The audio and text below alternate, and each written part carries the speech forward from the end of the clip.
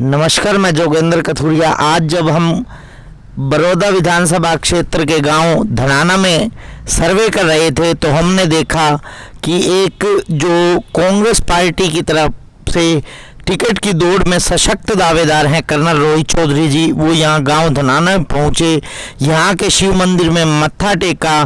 तो हमने सोचा क्यों ना इनसे मिल लिया जाए और जान लिया जाए कि क्या चल रहा है टिकट के बारे में और क्या चल रहा है इनके प्रचार के बारे में।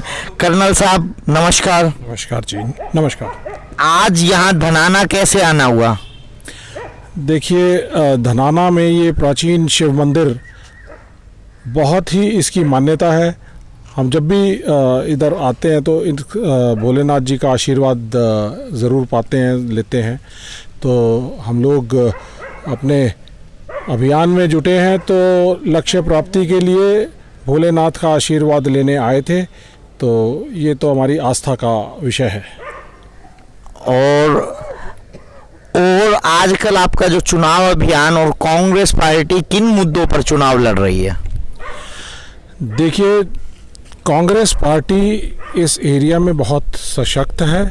चौधरी भूपेंद्र सिंह हुड्डा के नेतृत्व में बड़ौदा उपचुनाव होने जा रहा है और उसके अंदर कांग्रेस पार्टी जो है मजबूत उम्मीदवार उतारेगी। और हमें उम्मीद ही नहीं, यकीन है कि हमारी 100% विजय यहाँ से होगी। अच्छा, कोई मुद्दा विशेष लेके चल रहे होंगे? बीजेपी भी कैंपेन में कह रही है कि हम नंबर 1 हरियाणा और सबका विकास, सबका साथ लेके चल रहे हैं। इसी तरह से कांग्रेस किन मुद्दों पर चुनाव में जा रही है? देखिए, जब आप सबका साथ और सबका विकास की बात करते हैं तो सबसे पहले रोज़गार है। आज आपने देखा होगा कि रोज़गार जो हरियाणा से बिल्कुल पूरी तरह से गायब हो चुका है और बेरोज़गारी की दर में 33.6% लेके देश में सबसे अव्वल स्थान पर हरियाणा पहुंचा दिया है।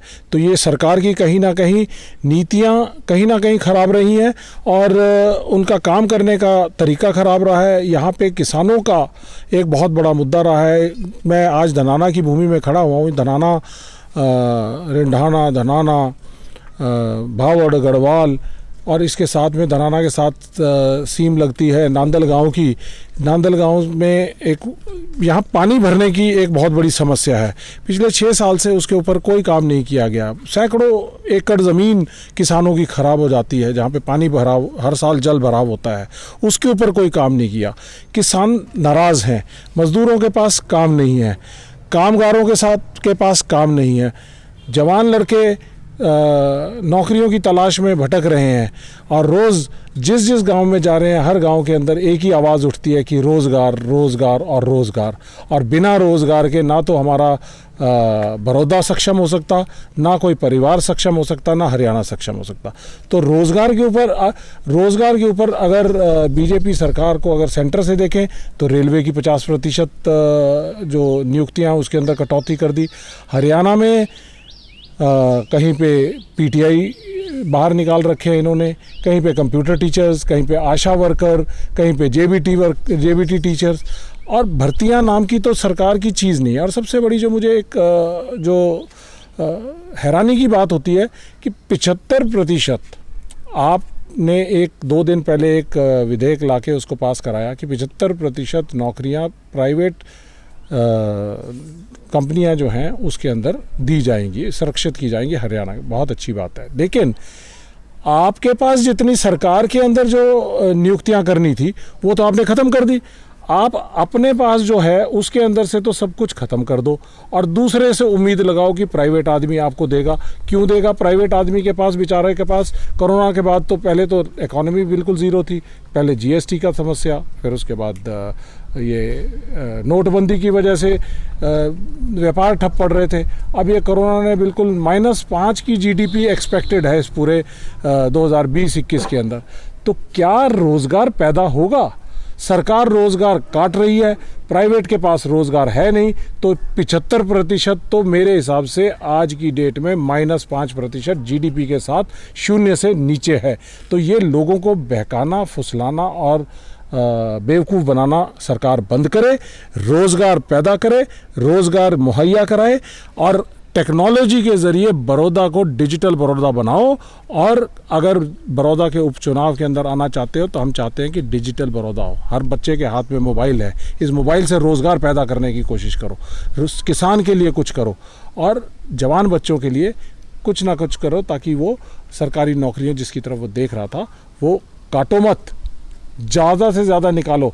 आपके तकरीबन 50,000 से ज़्यादा स्कूल टीचरों के पद खाली पड़े हैं, तकरीबन 30,000 से ज़्यादा पुलिस कर्मियों के पद खाली पड़े हैं।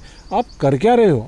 80,000 रोज़गार आप आज निकालो, तब हम आपको मानते हैं कि आप हरियाणा सरकार के लिए, बड़ौदा के लोगों के लिए कुछ करना चाहते हो।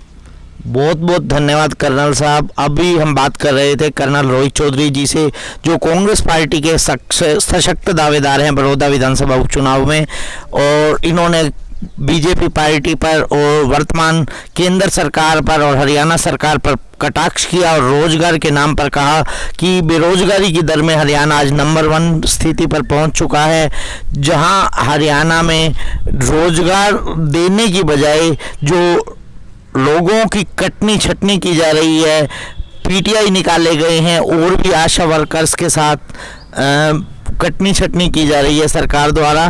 तो बेबाक तीखे बोल चैनल के लिए मैं जोगेंद्र कथुरिया आज हम पहुंचे थे बड़ौदा विधानसभा क्षेत्र के गांव धनाना के शिव मंदिर में, जहां पर कर्नल रोहित चौधरी जी ने रुद्राभिषेक किया और आशीर्वाद किया भोलेनाथ का।